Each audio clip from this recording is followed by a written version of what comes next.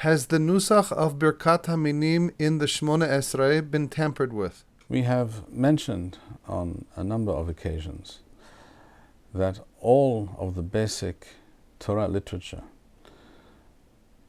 that the Jewish people have been learning for centuries was censored, deliberately and systematically censored. And this phenomenon began with the advent of the printing press. Prior to that time, Jews, like everybody else, had to copy a book that one wished to purchase or to learn from.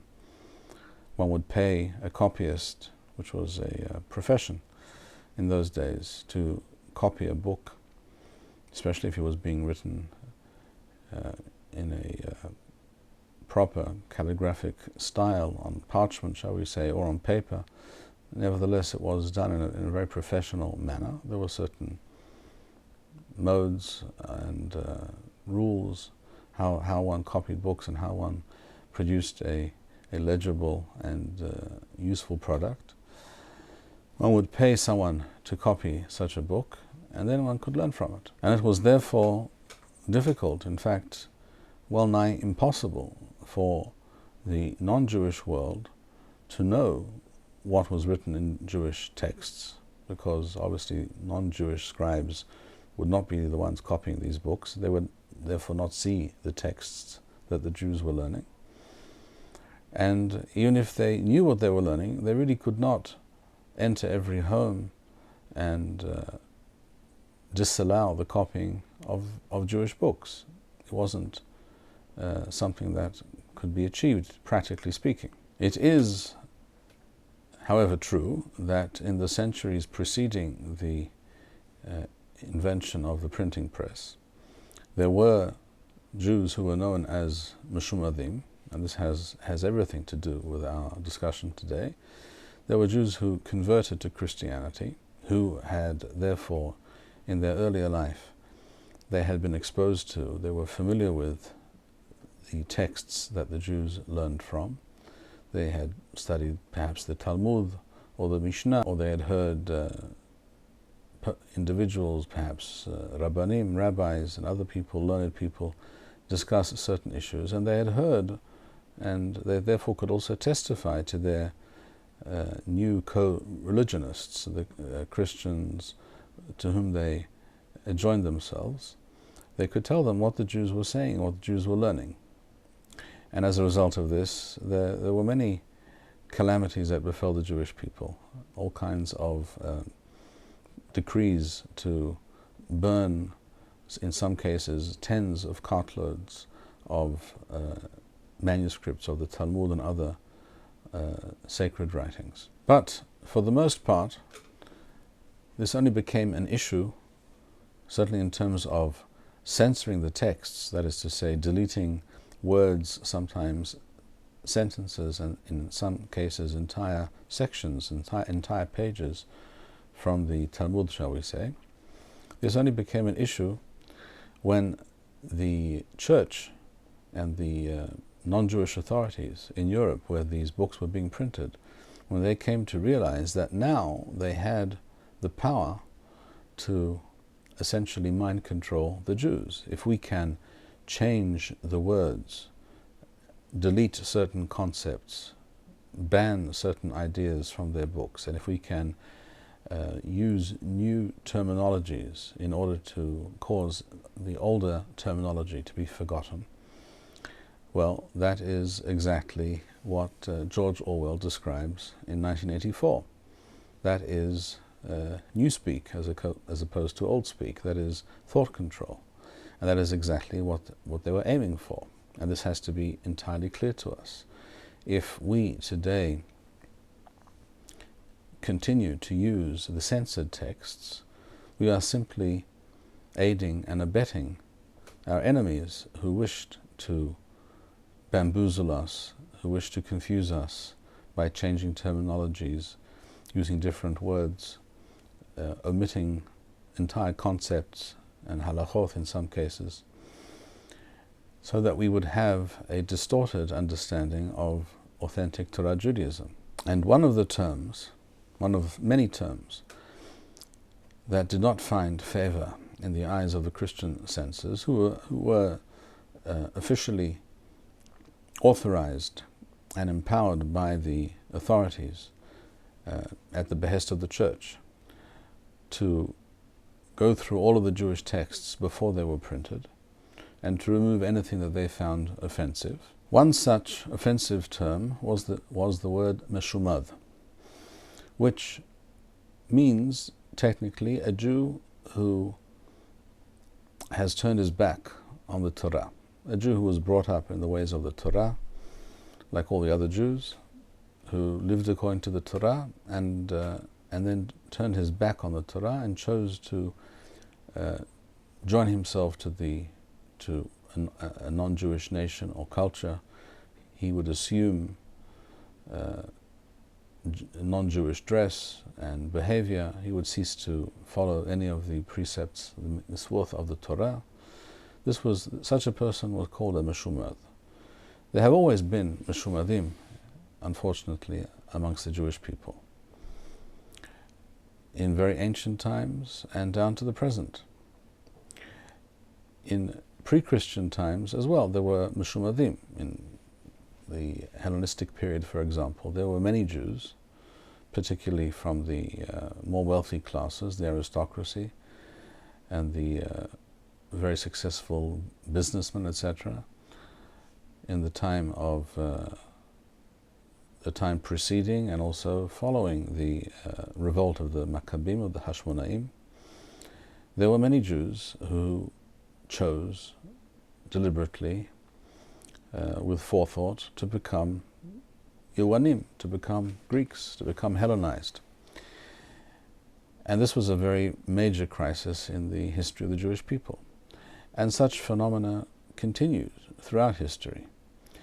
So the term Meshumad did not always necessarily mean a Jew who converted to Christianity, but nevertheless, in the fullness of time, with the rise of Christianity, first and foremost in Eretz Yisrael, during the Byzantine period. The Byzantines were, of course, the continuation of the Roman rule and occupation of Eretz Yisrael, as the Roman Catholic Church, centered in Rome, gained power and influence and eventually became the state religion, as we all know from history.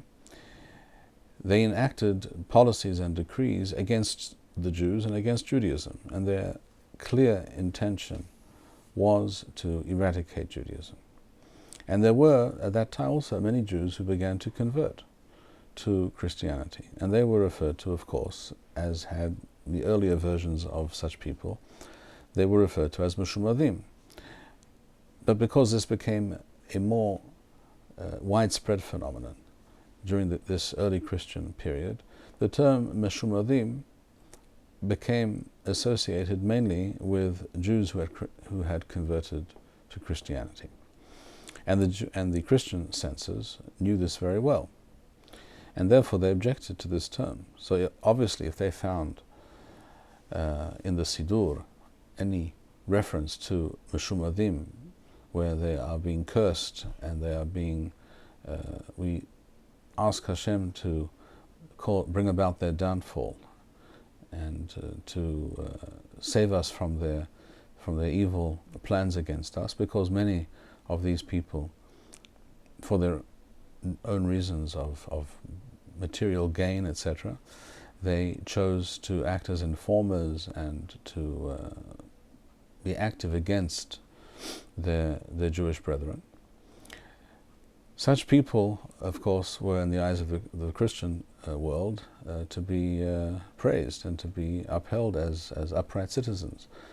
But in the eyes of the Jews, obviously, this was not the case. The Christian censors, therefore, chose to replace the term Meshumad wherever it appeared, in the Siddur, in the Talmud, in the Rambam, in the Shulchan Aruch. They chose to replace that word with the word Mumar. Mumar means simply, literally, converted. The word Lahamir means to convert, to change one thing into another. And therefore that term Meshumad actually was almost lost to us. For centuries, Jews did not see this word in any of their texts, and it was also removed from the Siddur, because one of the brachot of the Shemona Esrei, of the silent standing prayer, the Amidah, began with the words La Meshumadim al Tehi Tikwa. May the Meshumadim, these treacherous and traitorous converts who have left Judaism and have turned against us, may they have no hope and no salvation. La Meshumadim al Tehi Tikwa. This is how the bracha begins in all, I stress, all uncensored versions of the Siddur, whether it is Ashkenazi, Sephardi, Temani, whatever period of history one chooses to check, to investigate. This was the original Nusach. And this did not find favor, of course, in the eyes of the Christian censors, that we would be praying for the downfall of such people, and therefore they omitted that word. And that is why in some Nushot of the Siddur today, we have this bracha begins with the words, or with the word Wala Malshinim, with the waw, with the word and at the beginning. And the reason for that is very simple. The first word was simply omitted. The Nusach was La Meshumadim al Tehi Tikwa. At some point another word was added, which is a common phenomenon in the world of manuscripts and liturgical practice. Words are added over time, and therefore La Meshumadim wa La Malshinim al Tehi Tikwa became the Nusach. And when the word La Meshumadim was removed, of course, what you're left with is simply Wa La Malshinim al Tehi Tikwa.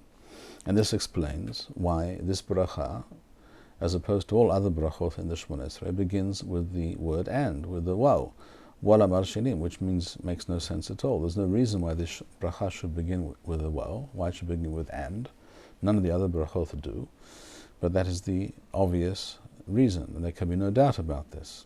And about this entire phenomenon of the censorship of our text, there is no doubt, and with specific reference to this bracha, there is not the slightest doubt. And in the Perush, the commentary of Rabbeinu Razami Vermaiza Bala Rokach on the Siddur for the entire year, this is the most authentic and authoritative version of Nusach Ashkenaz that we have.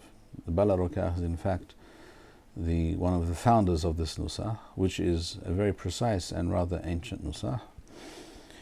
The words are explicitly and plainly La Meshumadim al Tehi Tikwa. At this point the second word, Wala Marshinim, had not yet been added, but the bracha begins with the word La Meshumadim.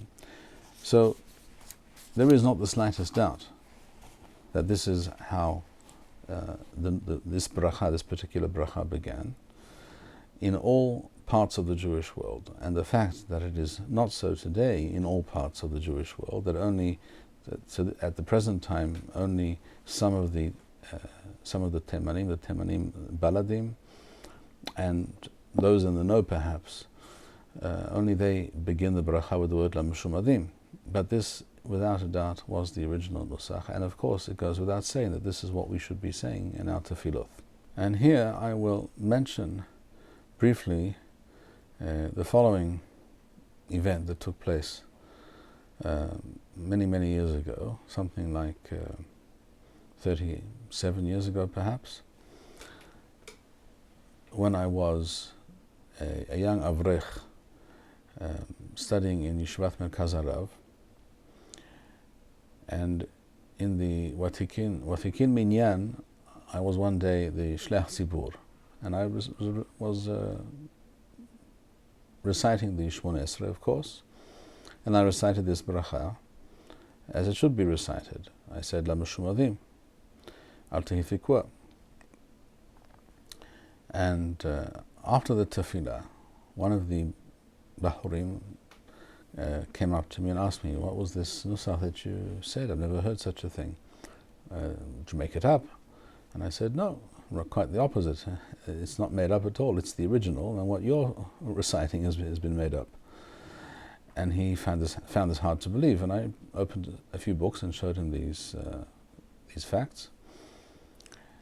Sometime later, about a week I think later, he came back to me in the yeshiva and he said, I spoke to a certain Rav, and I know exactly which Rav we're talking about. He actually mentioned his name. We're talking about Harav Tzvi Tau, who later established the yeshiva called the Yeshivat Haramor. And he said, I spoke to Rav Tau, and he was flabbergasted at this, the fact that someone would change the nusach of the tefillah.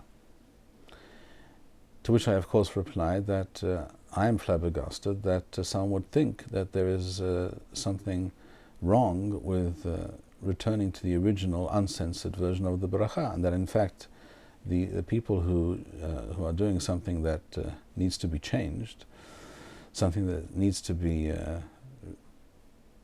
reconsidered and therefore changed, are those who continue to use the censored version of the bracha.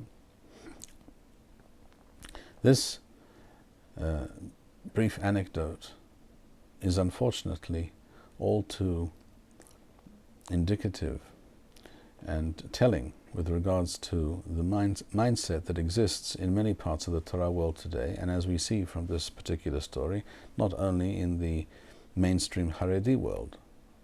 This particular rabbi, although one could say that he has Haredi leanings, but in some respects, but he is certainly not Haredi.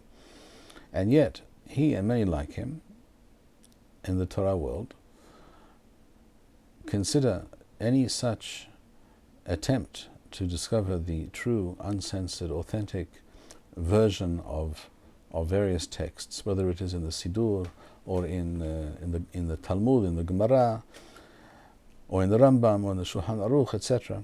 They look askance at such things, to put it mildly. And this is precisely the problem.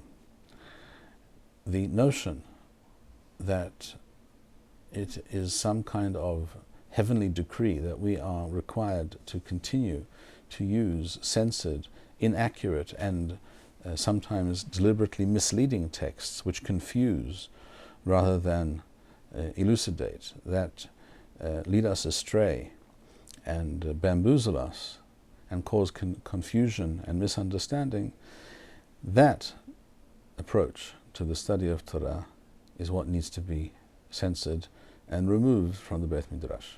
Thank you, Rabbi Bar-Hayim. We would like to encourage our viewers to share these videos with friends and send in your responses. We would also like to suggest the following opportunity to our viewers. If you identify with Rabbi Bar-Hayim's message and would like to sponsor or dedicate a video interview with the rabbi in honor or memory of a loved one, if you would like to obtain Birkon Nusach Eretz Yisrael or invite the rabbi for a speaking engagement, please email us at office@machonshilo.org. If you are inspired by Rabbi Bar-Hayim's message and would like to get involved in Torah Eretz Yisrael activities in your local area, please fill out the relevant form by going to the link which appears on the screen.